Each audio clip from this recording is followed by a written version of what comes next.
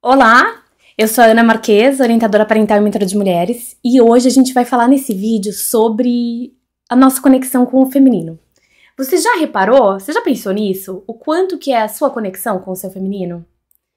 Eu tava contando lá no Instagram, se você ainda não me segue, @AnaFlaMarques com Z, e eu falo de bastante temas lá também. Tava contando lá no Instagram sobre o quanto que eu era quebrada com o meu feminino.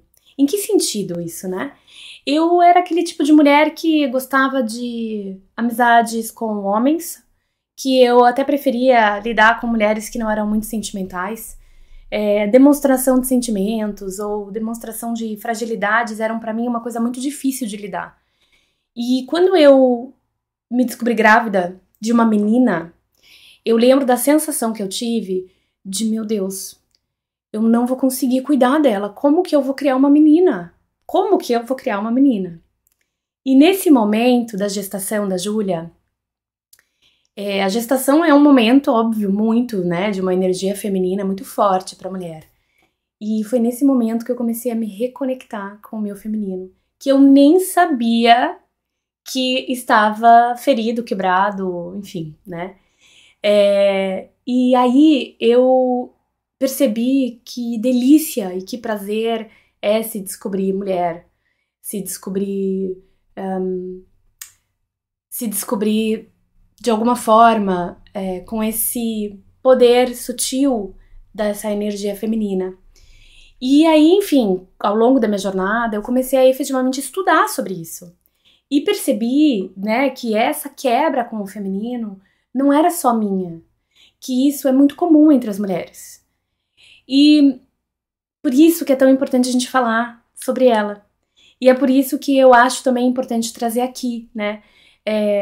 A nossa história foi muito distorcida pelo patriarcado. Nas épocas tribais, enfim, antes da gente se estabelecer em lugares, né? As mulheres, elas eram consideradas sagradas. Por quê? Porque elas geravam uma nova vida. Ninguém sabia como isso acontecia. Então as mulheres eram cultuadas pela sua fertilidade, pela prosperidade que elas traziam, né? A gente vê isso muito em civilizações antigas, né? O quanto o culto à deusa, o culto à natureza era importante. Nessa época em que as mulheres eram consideradas sagradas, né, responsáveis pela prosperidade, os homens não sabiam que tinham participação na gestação. Eles não sabiam, né, como que funcionava para gerar essa nova vida. Por isso que as mulheres eram consideradas mágicas. A partir do momento que se entendeu que o homem tem também participação na gestação, e aconteceram as mudanças, né, da gente deixar de ser nômades e passar a cultivar a terra começou a significar poder, né? Então, quanto mais terra você tinha, mais possibilidade de cultivo, mais prosperidade para aquela família, para aquela comunidade. E nisso, houve a necessidade de ter, então, mais mão de obra para cuidar dessa terra, para cultivar essa terra. E quem que podia trazer mais mão de obra? Ou a gente, né, ou as comunidades tinham mais mão de obra através de guerras e de escravos, ou eram as mulheres que iam gerar novas vidas e essas novas vidas iam poder trabalhar na terra.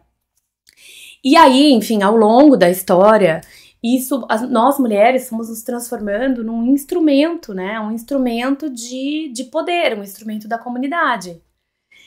E eu não sei se você já ouviu falar disso, você já sabia dessa história, já olhou para a história dessa forma?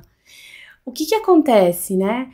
A partir desse momento que nós viramos esse instrumento, entre aspas, né, do gerar valor, do gerar prosperidade, a gente foi sendo, entre aspas, começando a ser controladas, né, e começando a ser vistas como uma propriedade.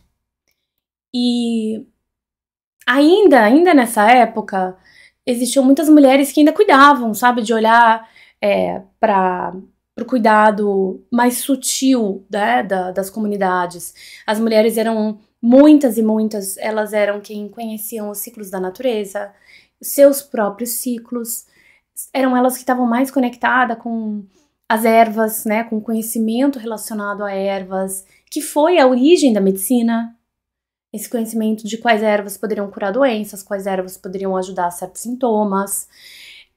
As mulheres eram responsáveis e cuidavam muito dos rituais, né, das tribos, das comunidades. E com o passar do tempo e à medida que a gente foi se transformando nessa sociedade de agricultura, onde terra era poder, onde quanto mais terra e mais produção eu tinha nessa terra, mais prosperidade eu tinha.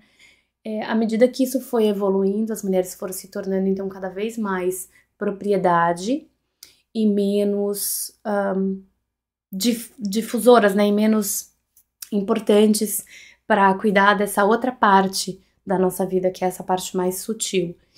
E em algum momento, né, esse conhecimento que as mulheres traziam dos seus ciclos, né, esse conhecimento das ervas, começou a ser perigoso, entre aspas, né? Então, por isso que a gente conhece as bruxas. As bruxas eram, na verdade, mulheres de medicina.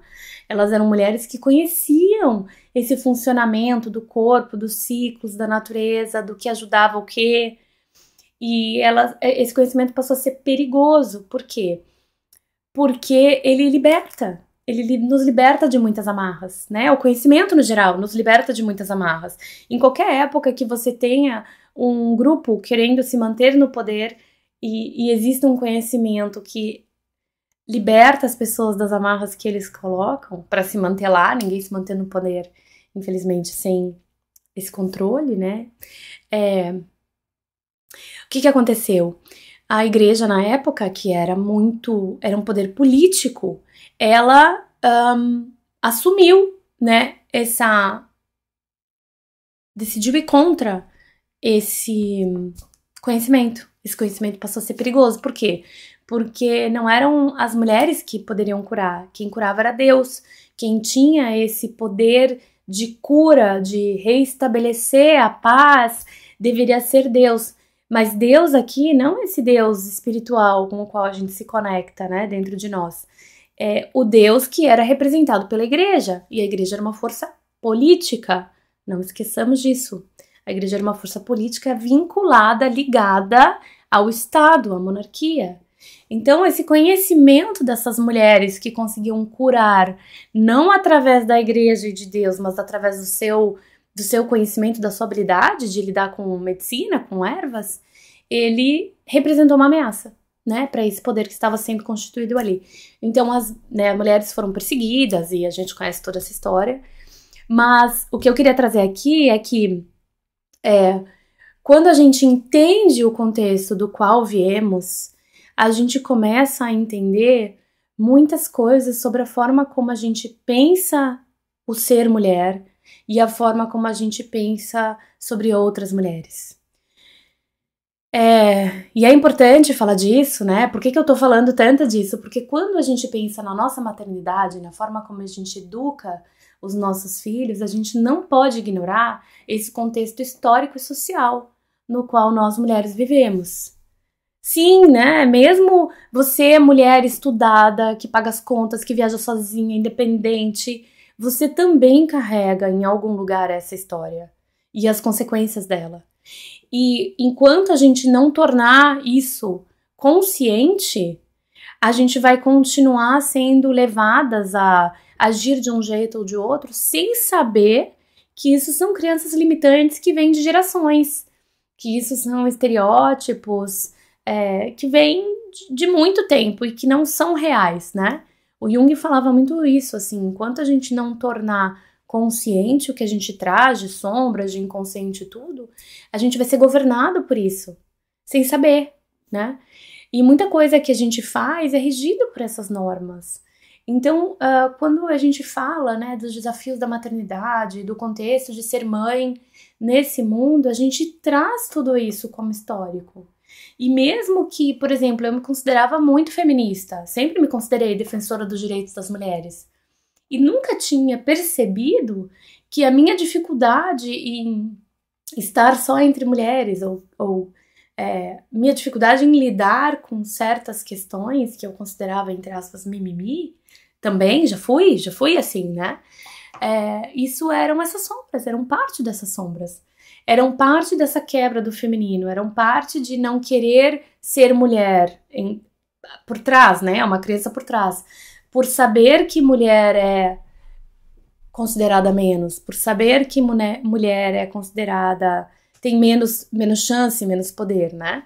E tem muitos estudos sobre isso, tem muitos estudos que falam, por exemplo, o quanto que nós mulheres, pra gente se adequar nesse mundo, a gente acaba, entre aspas, se masculinizando, deixando de lado uma parte nossa. E ao deixar de lado essa parte nossa que é tão importante pra gente, a gente tá sempre incompleta. A gente tá sempre pela metade. E é importante a gente olhar para isso e aprender a enxergar essas sombras, aprender a enxergar essas crenças, para que a gente se cure e integre o feminino em nós. E aqui vamos deixar uma coisa bem clara, tá? Nós não temos só essa energia feminina, tá? Eu vejo às vezes muita gente falando, a gente tem que voltar pro feminino, a gente tem que ir pro feminino, e o homem tem que ficar no masculino. Homens e mulheres têm energia feminina e energia masculina dentro de si. É lá também do yin yang, ânimos e ânima, tem vários nomes para isso, mas nós temos as duas energias dentro de nós. O fato da gente quebrar com o nosso feminino impacta muito também nos nossos ciclos biológicos e na nossa psique. Porque, apesar de homens e mulheres terem energia feminina e masculina dentro de si, a gente não funciona da mesma forma.